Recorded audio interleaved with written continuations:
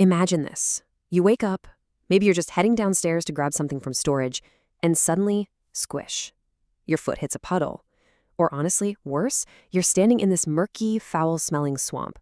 It's literally the ultimate homeowner nightmare. The dreaded basement drain backup. It's stressful, it can get dangerous incredibly fast, and if you don't know exactly what to do in those first few critical minutes, the damage, it just multiplies. Welcome to The Explainer. Today, we're taking a really authoritative guide on handling these exact basement drain backups and breaking the whole thing down into a fast-paced, step-by-step triage manual. We're going to transform you from a totally panicked homeowner into a proactive problem solver.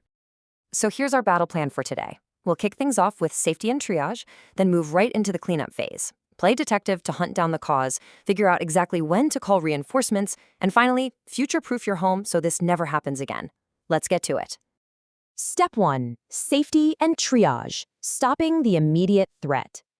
Okay, right now, you need to treat your house like a patient in distress. Your main goal here isn't just saving that box of old photos, it's stopping the immediate health risks and halting the damage in its tracks. You really have to figure out exactly what you're wading into. Are there signs of sewage contamination? Listen, if you see brown or black water, if you get hit with a foul, totally unmistakable odor, or if you hear your toilet or main drain actively gurgling, especially if multiple fixtures are backing up at the exact same time, you have to assume the worst. This isn't just a little rainwater. We're talking raw sewage here, and that means it is actively bringing dangerous bacteria and mold spores right into your home. Because of that huge risk, you really need to treat your basement like a biohazard movie set. I'm serious. Gear up. Our source material is absolutely adamant about this. Avoid direct contact at all costs. Keep the kids upstairs, lock the dog in the other room, and if you absolutely positively must step into that water, you need heavy-duty gloves, waterproof boots, and eye protection. Oh, and get some air moving immediately to ensure good ventilation. Safety first, no exceptions.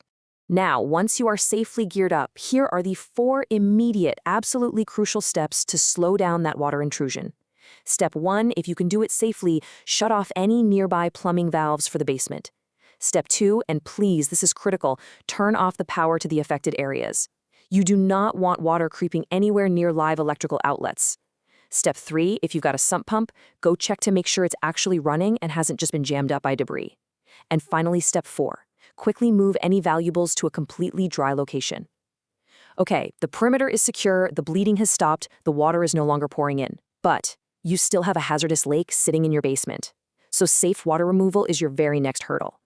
Which brings us to part 2, the cleanup phase, safe water removal. When you are starting to extract that contaminated water, I need to give you a massive safety warning right now. Never, ever mix chemicals.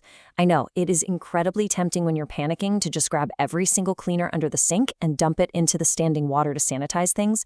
Do not do this. For example, never combine bleach with other household cleaners during extraction. The toxic fumes you'd create from doing that could actually be far more dangerous than the sewage itself. Just stick to the physical extraction first. And why are we rushing to get this water out? Well, the timeline is basically days. Just days. That is exactly how fast dangerous mold can begin developing after a flood. You do not have weeks to slowly mop this up on your days off. You are in a literal race against time to get that environment completely dry before a temporary plumbing headache turns into a permanent structural and biological nightmare. To actually win that race, you're going to need your essential drying arsenal. You can't just drag out your standard garage shop vac for this. You need a wet, dry vacuum that is specifically rated for contaminated water or a dedicated sewage pump. And once that standing water is physically gone, you need to aggressively bring in fans, dehumidifiers, and create really strong ventilation. The whole goal here is to suck every single ounce of moisture out of the air and out of the concrete as fast as humanly possible. But wait, before you clean up so well that it looks like nothing ever happened, remember this: you have to document everything. Seriously, pull out your phone. Take extensive photos of the standing water, the damaged items, and keep really detailed records of every cleanup step you're taking. Why? Because your insurance company is often going to strictly require this kind of documentation for coverage. So pause your frantic cleanup just long enough to snap some pictures.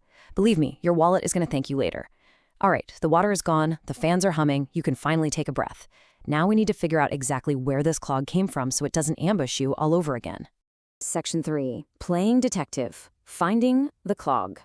It is totally crucial here to diagnose the actual scale of your problem by comparing a local clog to a mainline problem. Now, if the water was isolated to just one specific area, say a single blocked floor drain, then hey, congratulations. It's very likely just a local clog close to the basement plumbing.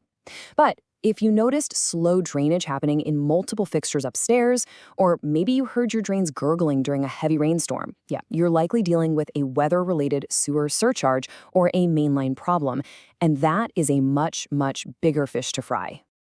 And there are a few other usual suspects you'll want to investigate. Like, did you recently change your yard's grading, maybe causing landscaping runoff to flood right against the foundation? Or do you live in an older home where collapsed or misaligned piping might be an issue? What about tree root intrusion? Roots can literally crush your underground pipes. Or simply enough, did your sump system just fail or get overloaded by a massive storm? By looking at these physical clues around your property, you can start narrowing down the real culprit. But sometimes no matter how good of a detective you are, the mystery is just way too deep. You really have to know when to throw in the towel. Section 4. Calling reinforcements. When to hire a pro. It's the vital question every DIY homeowner absolutely hates to ask, but you have to. When is it officially out of your hands? Pushing a DIY fix way too far on a seriously compromised sewer line can cause catastrophic property damage. You really have to know your limits here. There are some very specific red flag scenarios that totally mandate calling in a licensed plumber or a sewer specialist. So if the water just keeps returning after you've already cleared it, hire a pro. If there is a really strong, persistent smell that just won't fade, hire a pro.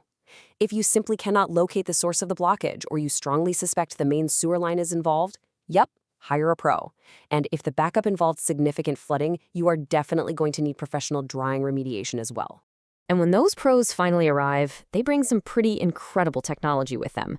A sewer camera inspection is one of the primary tools they'll use. Basically, they run a camera down your plumbing cleanout to visually evaluate the entire line. This is a non-destructive method that allows them to locate exactly where a mainline problem is, whether it's invasive roots, a pipe collapse, or just a massive clog, so they can get in there and fix it without needlessly tearing up your front lawn or jacking up your basement floor. Okay, so you've survived the flood, you fixed the problem. Now let's make sure this absolute nightmare never, ever repeats itself. Which brings us to Section 5.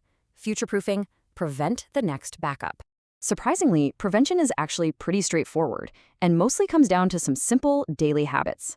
First off, never flush grease, those supposedly flushable wipes or debris down your drains. They build up so fast.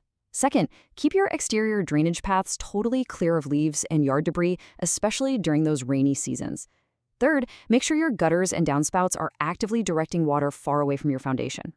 And lastly, if you happen to live in an area with older sewer infrastructure, just schedule periodic professional inspections.